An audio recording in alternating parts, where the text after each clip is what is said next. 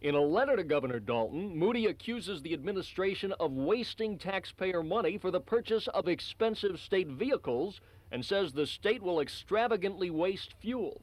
Moody is upset because he learned the state bought 220 intermediate-sized Dodge Diplomats, 220 mid-size Plymouth Volaris, and only 100 subcompact Chevy Chevettes when it purchased new state cars.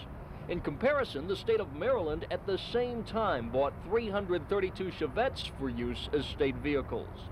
If Virginia had followed the Maryland example, it would have saved $500,000 in the purchase price of the cars and at least $200,000 a year in fuel costs because of the better mileage from the subcompact Chevettes.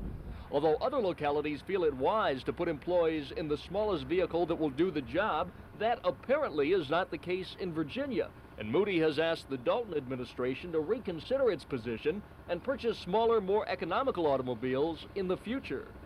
Why did the state opt for gas-guzzling cars like these instead of buying subcompacts? According to Secretary of Administration Charles Walker, state employees simply don't like the smaller cars. So despite Governor Dalton's call for sacrifice and conservation because of the energy crisis, state employees will drive around in relative comfort, and Virginians will foot the bill. Mike Deason, Area 10 Eyewitness News. As we reported last week, the state did not buy any compact or subcompact cars in 1979. We could have saved from 22 million down to, say, 15 million, depending on the actual cost of fuel during that period of time. In addition, the vehicles, they would have saved anywhere from 2 to 3 million on the cost of those vehicles. Many people were outraged because of the state waste, and eventually public and legislative pressure, especially from Portsmouth Senator Willard Moody, has caused the state to change its policy. Secretary Walker has written me a letter in which he stated that they did intend to purchase compact and subcompact automobiles this year.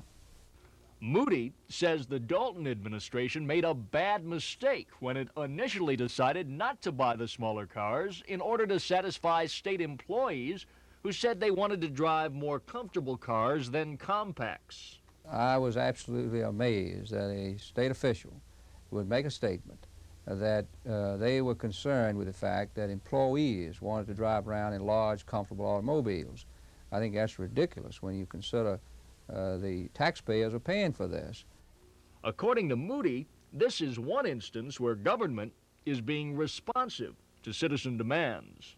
The public will demand that the state of Virginia, and all local governments too for that matter, as most of them do, turn to the most economical type of transportation that we can obtain.